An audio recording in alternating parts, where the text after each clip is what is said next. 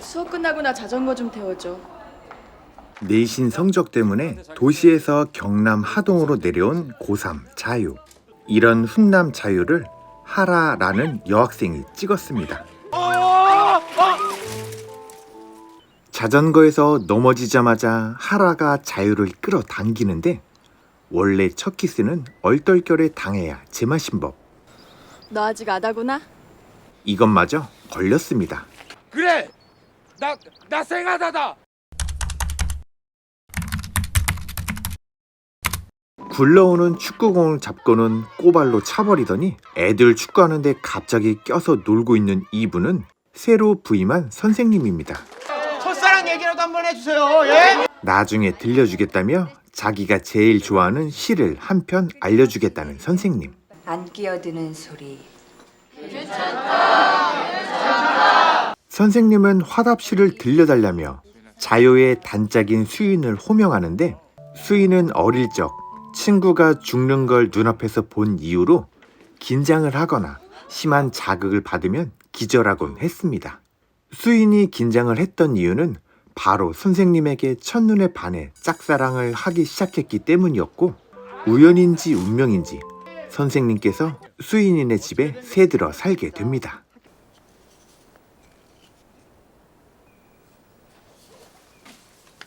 그러던 어느 날 소풍을 나왔는데 자유에게 들이대는 하라. 자유가 하라를 피해 도망을 왔지만 굳이 여기까지 따라와서는 시장판에서 산 건 맨날 이래. 하나, 둘, 셋! 소풍이 끝나자마자 자유를 데리고 집으로 돌아옵니다. 거침없었던 하라는 자유에게 첫 경험을 시켜주려고 했지만 피도 안 마른 거지. 하라의 엄마에게 들켜서 그대로 뛰어내립니다. 다음날 하라는 포기하지 않았고 자유를 데리고 비닐하우스로 갑니다. 꽃으로 얼굴을 닦아주고는 드디어 관계를 맺게 됩니다. 먼저 갈게. 매일 선생님을 멀리서 바라보던 수인이 선생님께 고백을 합니다. 선생님 사랑해요. 고백까지는 좋았는데 참지 못하고 선생님의 방으로 뛰어 들어가서는 키스를 퍼 부어버립니다.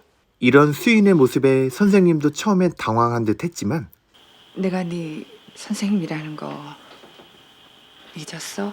학창시절엔 누구나 한 번쯤 선생님을 짝사랑할 수 있다면서 오늘 일은 없던 일로 해줄 테니 졸업하고 성인이 되었을 때 다시 이야기하자고 달래주십니다.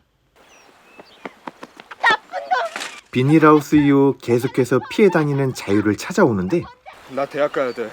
겁나 무책임하게 하라를 떨쳐내고는 또 도망가 버립니다. 그러자 하라는 손목을 그었고 그 소식을 들은 자유가 찾아가는데 자살을 암시하는 말을 하더니 자유야, 날 가져. 이 상황에 또 한 번 하자고 자유를 눕히는데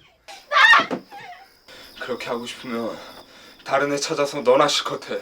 자리를 피해버립니다. 다음날 하라가 학교 옥상에 올라갑니다.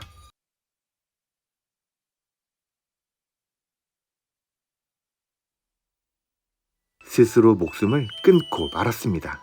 그래도 시간은 흘렀고 드디어 졸업을 하게 됩니다. 하동에서 경주로 대학을 가게 된 수인이 선생님의 방 앞에서 눈을 맞고 서 있자 선생님이 방으로 데려가서는 따뜻한 차를 한 잔 주시는데 나 곧 이사가. 이 말을 듣고는 또 쓰러지고 말았습니다. 그렇게 시간은 또 흘렀고 대학 입학을 위해 경주로 이동하는 날, 이들 앞에 펼쳐질 앞날이 이 어두운 터널 같을 것이라는 암시를 줍니다. 엉덩이 힘 좀 빼세요. 아이고 왜 이렇게 아프죠? 성병 주사니까요. 하라와의 관계, 죽음에 대한 해답을 얻기 위해 무분별한 관계를 맺어가던 자유가 성병에 걸렸고 치료를 위해 찾아간 비뇨기과에서 이번엔 간호사 남옥과 눈이 맞았습니다. 이제 다 나았는데 술 한잔 사세요. 정확히는 둘이 눈이 맞은 게 아니라 남옥이 자유를 꼬셨고 둘은 초스피드로 모텔에 입성합니다. 그런데 나 아직 처음이거든. 처음이든 말든 자유는 개의치 않았습니다. 그날 저녁 이번에도 여자가 먼저 꼬리를 쳐서 2번이나 하고 왔다는 이야기를 해주는 자유. 근데 이번엔 희한하게 하라 생각이 안 나더라. 무분별한 관계를 통해 답을 얻고자 했던 자유와는 반대로 수인은 금욕으로 일관하면서 선생님께 편지를 보냈고 가끔은 학교를 찾아가 멀리서 바라봤습니다. 한편 오늘은 웬일인지 모텔이 아니라 밖에서 데이트를 하고 있는 두 사람. 들이대는 나모기가 싫지만은 않아 보입니다. 하루는 땡땡이까지 쳐가면서 대낮부터 술을 마시고 있던 수인에게 베르테르 선배랑 자보라고 권해줍니다. 그러자 술에 취한 건지 진심인지 총각 딱지 좀 떼줄래요? 화를 내려나 싶었는데 역으로 도발하는 선배. 자이오에게 푹 빠진 나목이 자취방까지 찾아왔습니다. 문 안 열.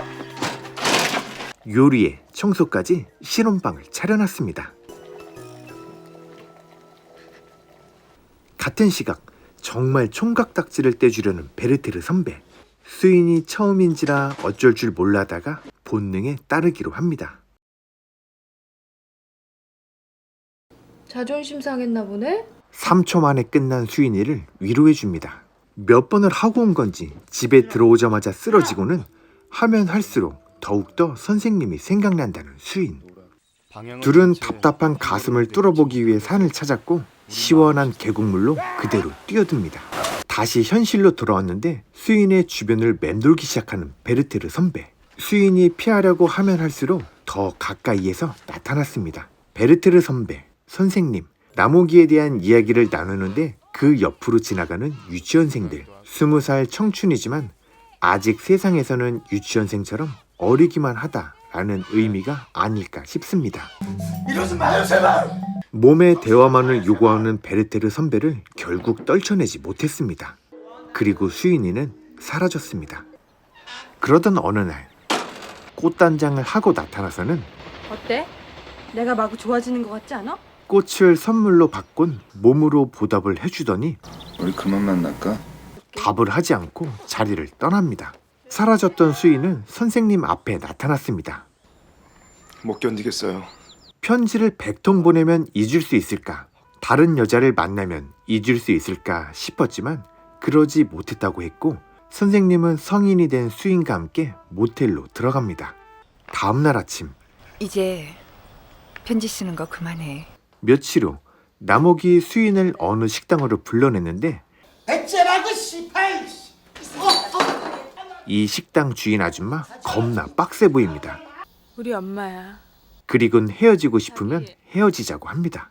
다음날 다시 학교로 돌아온 수인과 만났고 대낮부터 밤이 늦을 때까지 술을 진탕 마시곤 자취방으로 들어와 잠에 드는데 늦은 밤 수인이 홀로 일어나 눈물을 흘리고 있습니다.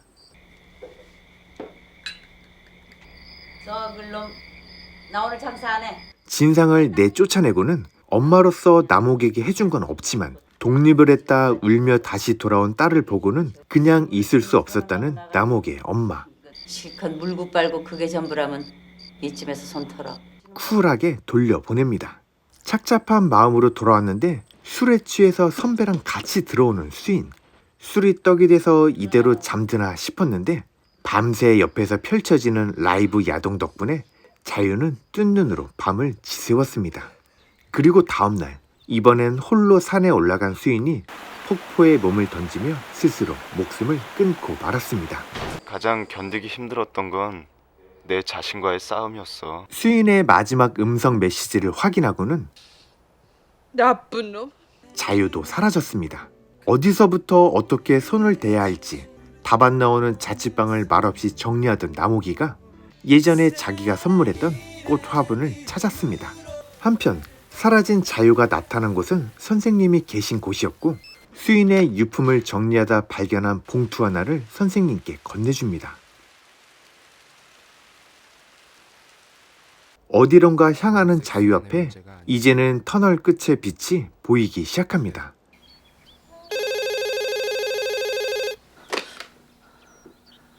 자유 씨? 나무가 나 네가 보고 싶어. 이제 겨우 22살이 된 청춘 자유는 너무나 많은 희생을 치르고 나서야 사랑이 무엇인지 조금이나마 깨닫게 되면서 영화는 끝이 납니다. 이번 영화 청춘은 무려 2000년에 개봉한 영화입니다. 당시엔 배두나 씨는 대역이긴 했지만 배두나 씨와 윤지혜 씨의 파격 노출이 더 화제가 되었던 영화인데 2번 보고 3번 보면 법적으로 성인이 되기 직전과 직후의 청춘들이 겪으면서 이겨내고 버텨야 했던 그 처절함, 치열함이 가슴 아팠던 영화로 느껴집니다.